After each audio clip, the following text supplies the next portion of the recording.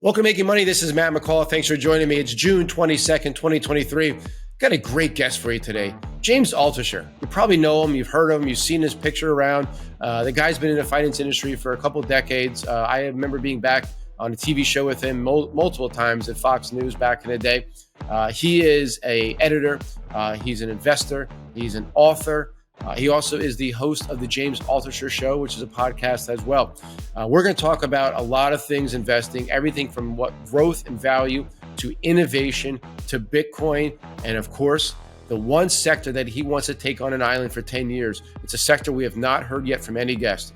All this and more coming up right now on Making Money.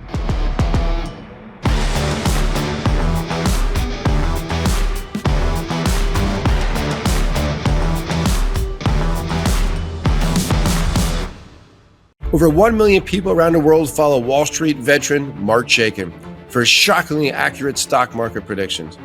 He just gave them a dire warning. Mark says we're about to witness an historic stock market shakeup that can soon create devastating losses for investors who don't know what's coming. And as a result, you only have 90 days to move your money. You see, Mark spent 50 years on Wall Street at some of the most prestigious hedge funds in history. And he's been on Fox Business and CNBC countless times. But this is a financial story no one else is telling.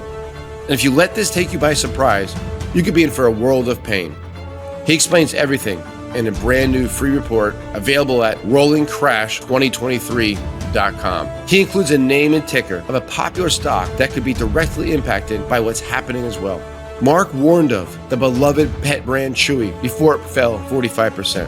Tech company C Limited before it fell 66%. Furniture company Wayfair before it fell 76%. Social media favorite Snap before it fell 36%. And food delivery company DoorDash before it fell 65%. Mark even called the Amazon crash before the FANG stock fell 35%. So you'll want to avoid the stock in this new report immediately. Again, simply go to rollingcrash2023.com for your free copy of this new report. All right, so without further ado, here he is, James Altucher. James, thanks for coming on. And correct me if I'm wrong, kind of like you almost described slightly, somewhat of a Peter Lynch type investing, kind of looking at things, kind of what you know, and not taking the BS that we see on the news and actually doing what kind of the eye test, right? What you see.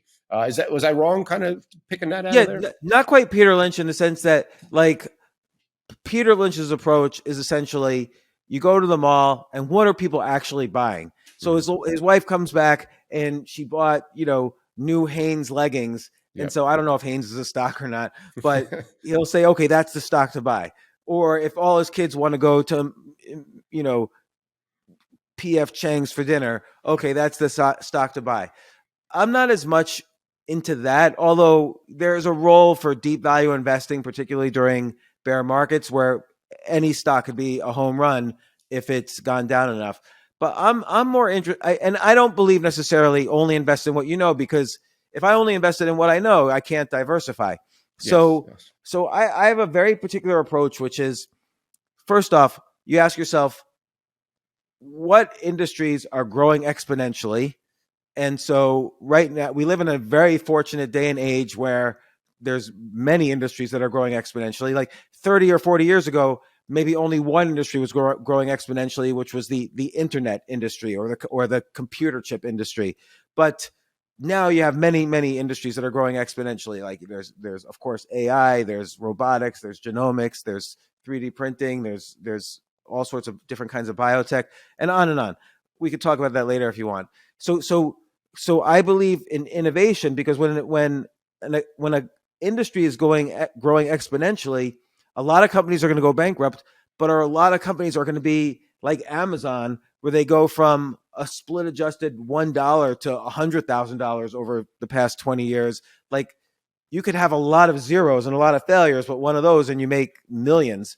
But also I'm a very firm believer that I don't know anything myself. So A, I find the exponentially growing industries, and B, I make sure people smarter than me are also investing in these industries and in specific companies in these industries. And by people smarter than me, like let's say I'm looking at some genomics company And oh, by the way, I noticed Berkshire Hathaway, aka Warren Buffett, last quarter bought some shares of this. What am I going to do if I run into Warren Buffett at a cocktail party? Am I going to really say, Warren, how could you invest in this stupid company? What are you, an idiot? Like, no, I'm just going to write a check and invest in that company. Like, he's the best investor in history. So he's done his work. He's smarter than me. And there are a lot of investors out there who I've been following for 20, 30 years. Like you follow the careers of these guys and their track records and so on. And, it's good to see what they're investing in. And if it fits my thesis of investing innovation, then we're all good. Meanwhile, this is very simple compared to like, oh my God, is the Fed going to raise rates? Is the economy of Madagascar going to collapse? And there's war and there's supply chains. Like everybody's worried about all these day-to-day things, forgetting the fact that 20 years from now, the world is going to be completely different. And new technologies that we don't even know about now are going to be dominating everything. That's what you want to be invested in. We don't care. You don't have to care about like, oh, the Fed raised rates this week, but what are they going to do next week? Like, who cares? In the long run, that stuff evens out. No, you make a great point. I'm a long-term investor and I'm pounding the table with my subscribers every day. Think big picture, ignore the noise. But James, we all get wrapped up in it because of the media, whether it be the media on television, whether it be social media. I'm in Nicaragua, so I don't watch TV. I watch sports from time to time, but I don't watch TV. I try to ignore the news as much as possible, even though I used to be on the news, and try to just do my own work, Can I ask you about that, Matt? Like I used to go on CNBC twice a week. I used to go on Fox Business. We mentioned Cody's show. Yeah. I used to go on everything.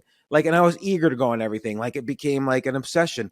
And now I have zero interest in, I don't, if I'm asked, I don't even reply to the emails. Like I have zero interest on going on anything. Do you feel the same way? I'm the same way. When I was burnt, because I was doing it 5 days a week, an hour. I was hosting a show my last year there. Went to the office all day in Soho. Show was live from 5 to 6. Have a drink or something afterwards. And then it wasn't as much that burnt me, James. It was more of the bullshit that went on in the green room behind the scenes. Everybody's always after you, right? Everybody's trying to stab you in the back because they want that seat. And this wasn't my real job. I did it I used to enjoy it like you. It was fun. I used to love going on, meeting new people, debating. There's nothing better than debating live television, right? That's amazing. Yeah. And once I lost that kind of passion, I was done. And I'm like you now. I have no desire to go on. I'll go on people's podcasts because I love that. That's real, not some large media machine. Yeah, I agree. I don't know what changed in me. I didn't like, traveling to the studio, whether it's in the same city as you or you have to go outside the city. And then you're only on for like 3 minutes. Like, what's the point? Yeah, exactly. Yeah, we used to pay all this money to have these guys come in, probably $1,000 in cars and this and that for a 3-minute interview. Like, what the hell's the point of that? It's crazy. Oh my God. So let's talk about your career a little bit, James, before we talk about some investments. You've invested in upwards of 20 companies, I think. You can tell us the exact number. What's your success been like, and what have some of your big winners been? Yeah, so I think I have a very diverse background in investing. So it goes all the way back. First off, I've been an entrepreneur, so I know I've started and sold several companies, and so I know what it takes to have a good company, and that's a critical part of investing. In the very early OOs, I had a $200 million venture capital fund. Then I switched completely to being a day trader. So I was a day trader for a long time, which is brutal. I ran a hedge fund. Then I ran a fund of hedge funds. So I had to become familiar with every investing strategy because I must have done due diligence on thousands and thousands of hedge funds. Maybe not thousands and thousands, maybe more like 500 hedge funds, but each one had a different strategy. And so I had to become like an expert on every investment strategy out there. And then alongside of running this fund of hedge funds and being an angel investor in startups, I also started writing books about investing. So my very first book was Trade Like a Hedge Fund. Second book was Trade Like Warren Buffett. And it was kind of a side of Warren Buffett that you don't really see, where he was a more active trader for a while. I I've written about 4 or 5 books about investing. And again, that forced me to really dive into every single investment strategy out there to learn. And, now and then also I was writing for the Financial Times, the Wall Street Journal, um, again, doing a lot of my own private investments, starting new companies. And as you mentioned, most of them have failed and some succeeded, which is, to have even one success is okay, but to have a couple is I think pretty good. And yeah, so I had to learn. I sort of pride myself on the fact that I feel like a lot of people who work for investment companies are good at one strategy. Like they're a good value investor, or they're good at, convertible arbitrage or growth investing. But not many people kind of span the whole spectrum of different investment strategies. And so that's what I really pride myself on knowing. And it took me a long time to learn. Like my first couple of years of investing, I was horrible. And that's when I really immersed myself in it to learn as much as I could. I mean, I went broke when I first started investing because I didn't know anything about money management. I just didn't know what I was doing. So I wrote software to help me. My original background is a software background. That was my first company, was a software company. And I wrote software to help me invest, to help me take the emotion out of it. And, so I became familiar with quant investing and so on. So that's my background in a nutshell, but it gave me a good perspective on investing in general, on the history of investing. So with all that and everything you've done, kind of being really a quasi expert in so many different things. I mean, I've been following you for many years, and you're a great writer to software to investor. What what is the investing style that you use now after trying all those different styles? I'm assuming it's not day trading. I hope not. You No. wouldn't have Oh that my much God. hair if it was day trading. Yeah. Day trading. Have you ever day traded? Like day trading is the worst. I tried it and I went belly up very quickly. Very quickly. Yeah. I mean, I had a hard time at first. Then I wrote this software, and then I did okay. But it just emotionally is a roller coaster. Like it is not an easy way to make a living, and I really did not enjoy it. But I learned a lot. You learned about money management. You learned about mindset and other things that are important for being successful at day trading. But it was so hard. I ended the day crying many days, and um, but I would say my style now is uh, a combination of value and growth because look, gro- people think growth investing and value investing are two different strategies. They're really they're really the same. It's just that you're finding value in the future, and you're investing in almost this arbitrage style, like, oh, XYZ company is going to be 1,000 times bigger in the future, so it's deep value right now. So I can't really say I'm deep value or growth, but I I I would say I'm an innovation investor. And everyone talks about, oh, we live in a capitalist society, and then whenever there's bear markets or like 2008 or even like 2020 or even like in this past year, I always hear people say, "Oh, is capitalism dead?" And and they're always wrong, but capitalism itself is a phrase or a word that was developed by Karl Marx, interestingly enough, in that he's referring to the fact that uh, you know greedy, rich owners of factories accumulate as much capital as they can by exploiting the worker, and for him that was capitalism. And I really think that the economy we live in it can be described better as innovationism, in that no matter what problems are happening in the economy, that if a country or if society continues to innovate, that is the solution to every economic problem. So we're not controlled by economics. Economics is sort of like a side effect of a growing, developing economy, but really what drives investment, what drives returns is innovation. If the US stopped innovating, it would be a poor place to invest, no matter how many value plays there are, or no matter how low interest rates were, or whatever was going on. And as long as we're innovating, doesn't matter how high interest rates are, the stock market is going to be a long-term buy. Two things that really stuck out to me. One, innovation, we'll talk about in a minute because we talked off air. That's my investment style. I think that's the best way to go.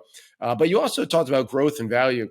And I get pissed off a lot of times with people like, oh no, Matt's a growth investor. He won't like that stock. He doesn't like that sector. And I get irritated because exactly what you said. The value is in the future. I'm not investing for today or tomorrow. I'm investing for 5 to 10 to 15 years out. So I do find value a lot of times in what some people might call hyper growth stocks, but there's still Yeah. value in that company. So I'm so glad you pointed out. You said it in a really easy way for people to understand. Yeah, look, sure, if you find a stock that has no debt, is profitable, has $200 million cash in the bank, and guess what? Their market capitalization is $100 million.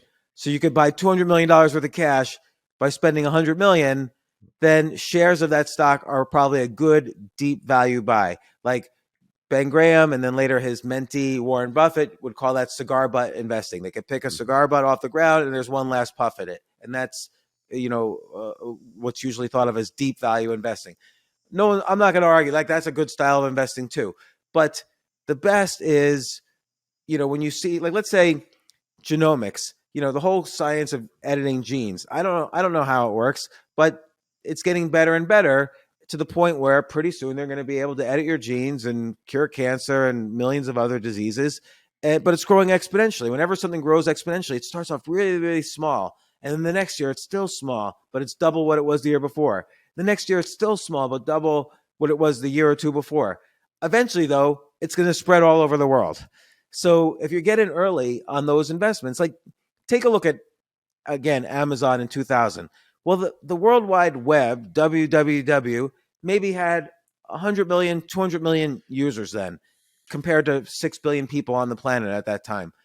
Well, people didn't want to put credit cards into the internet. Nobody trusted the internet. A lot of people thought, hey, this is a scam. Criminals are on here. It's not really going to be anything in the long run. Well, guess what? By 2005, there were 1 billion users using the web, and every bet you would have made in an internet company that was still alive in 2005 took off. Apple took off. Amazon took off. Google took off. These things are now $1 trillion companies, or Apple's going to be, or is already, the first $2 trillion company. Yeah. So again, exponentially growing industries should drive most of investing. Amazon is the store of the world now. Apple is the interface to the web for 1 billion people.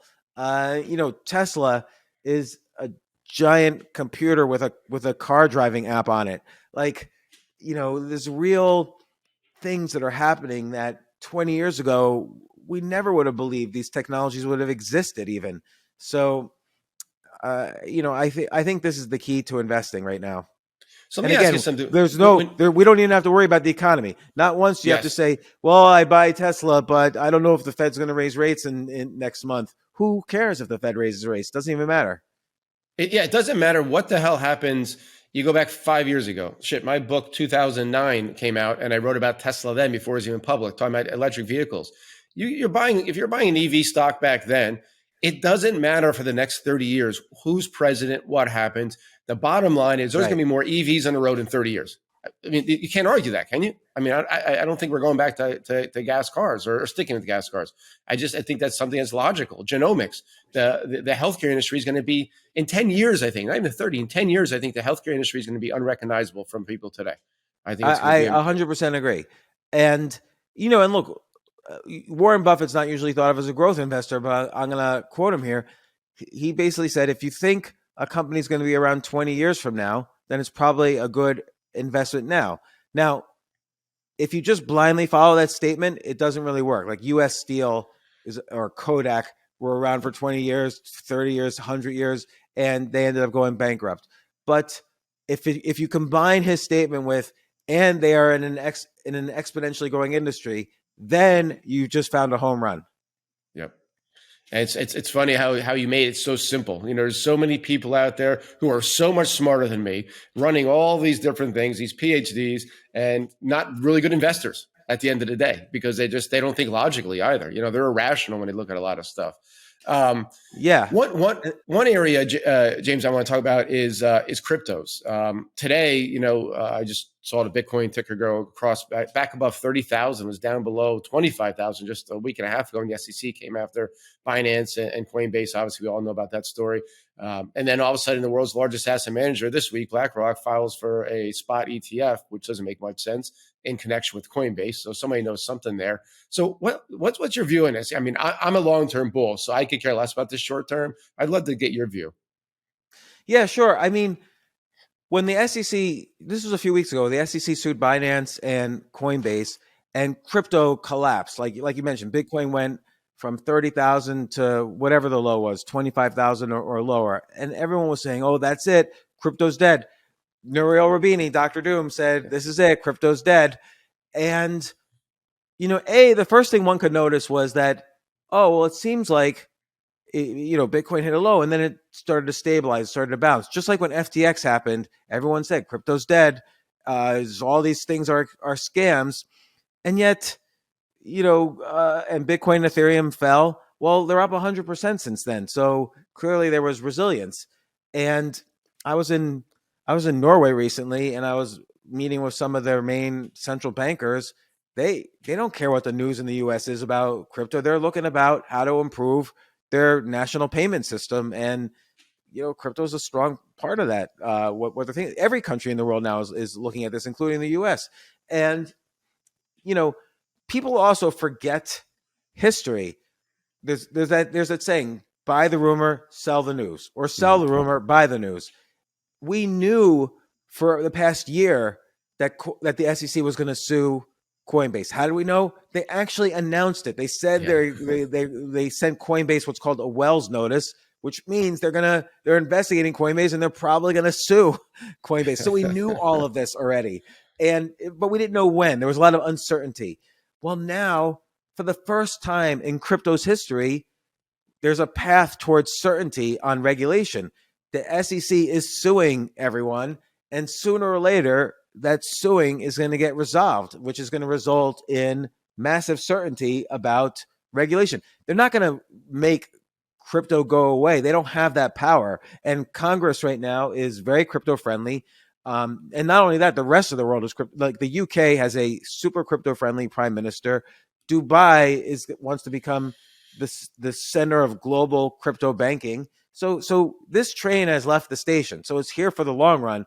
But everyone, because they didn't really understand history, they didn't understand that this is all a good thing right now. Like things that we've been worried about for years. Well, how they're going to regulate.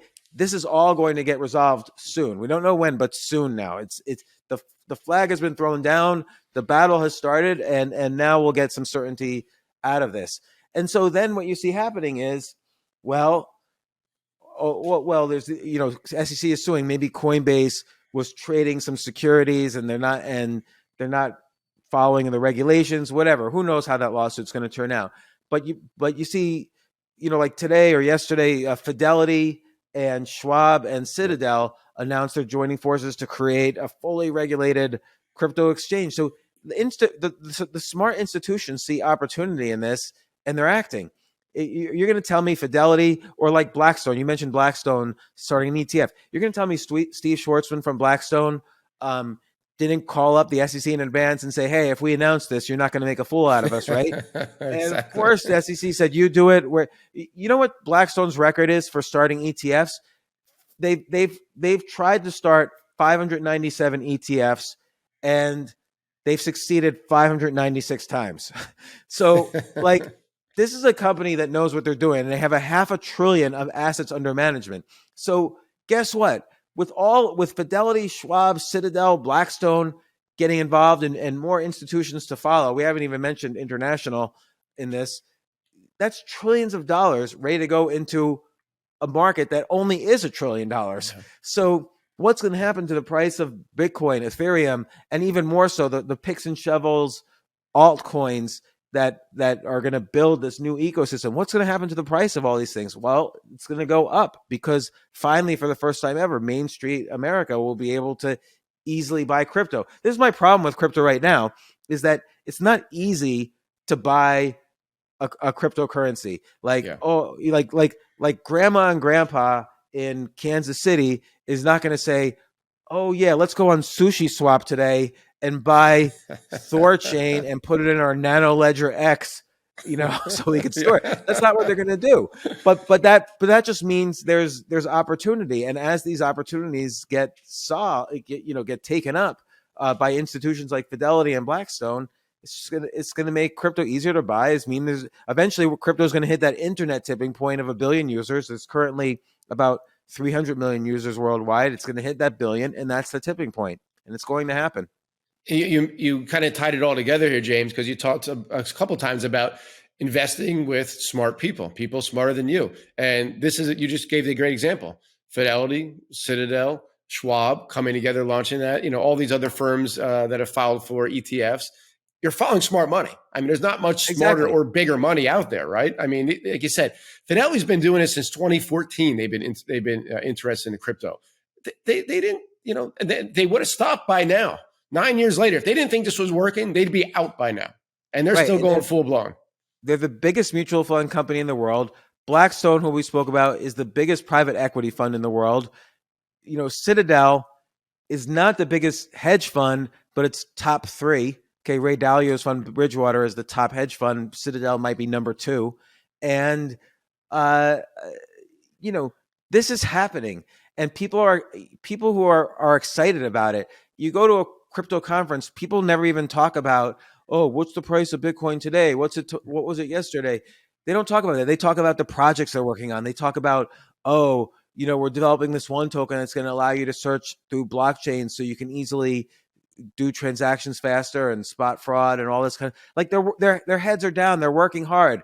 And the industry is moving. It's not like, oh no, I better not work on my project just in case the Fed raises rates again. They're not even talking about the economy. I love that. I like how you going back to the Fed because, we have to write about it because we have to just kind of update our subscribers of what's going on. But it gets irritating after a while, right? We're just trying to give them insight of what it means. But typically what it means is, here's the headline. Here's what it means. Not much for your portfolio at all, if anything. We're not changing our view on any of our stocks.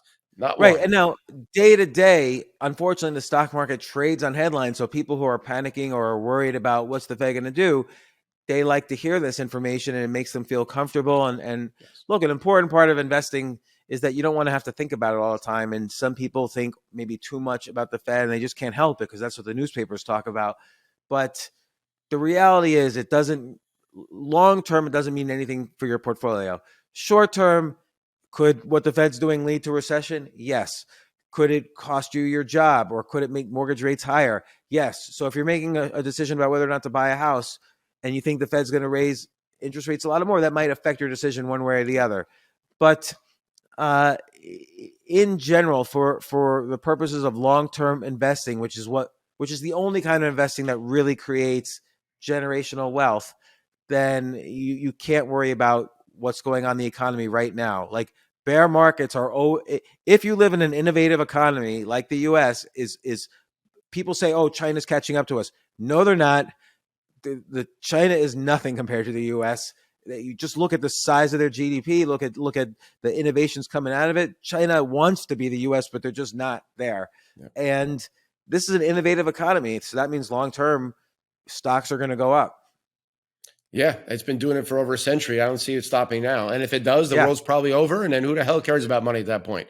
We could just move to China. I'll move to Shanghai. Yeah.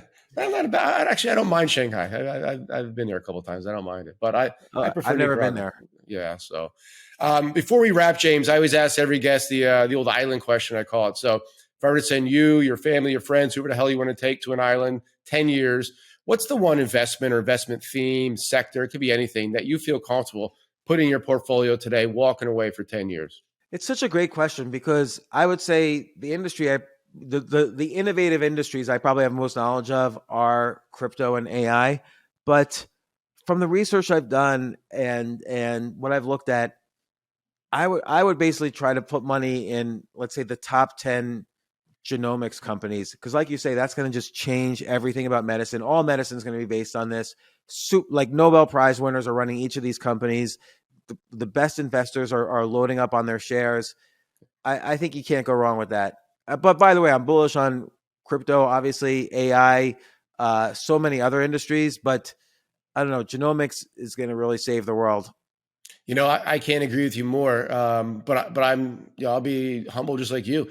I'm not a doctor. I don't know how Yeah. that stuff works. I mean, I've read books about it and I've tried to do my research, but let's be real. I don't know. So what I'll do and what we do for our subscribers is we'll buy a basket, like you said, five, Yeah. 10 Buy a that I think basket, are of the course. best. Yep. Buy a Yeah. basket because and you mentioned some of the returns.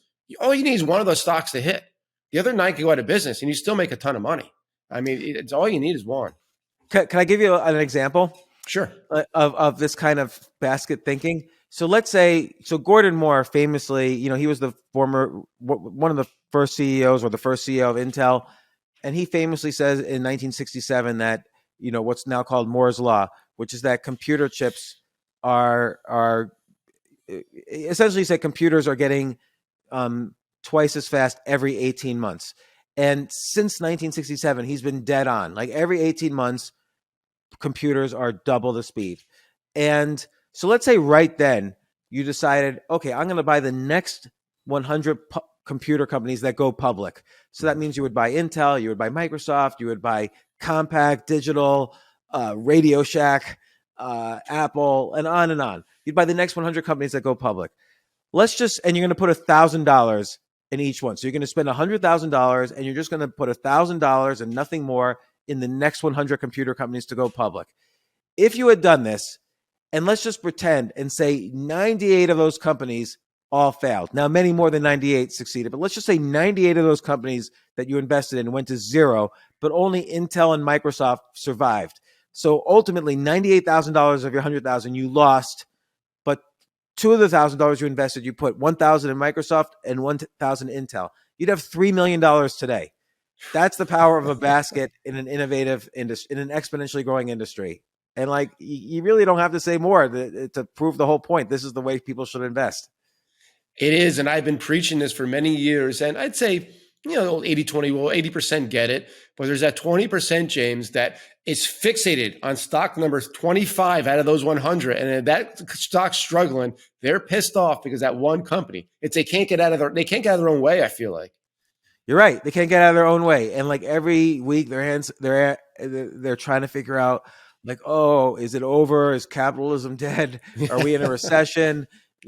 Every week they're trying to figure out the exact same questions. And it's not a good way. It's not a healthy way to live either. You want to live in a healthier way, but it is what it is. And that's why, that's why it's an investing market. That's why we do what we do. I was just gonna say that's why we do exactly what we do every day, trying to help and educate people and have some fun along the way. So Yeah. But hey, listen, man, thanks so much for coming on. It was great catching up. I hope to get you back on soon. Yeah, man, anytime. Thanks so much for inviting me.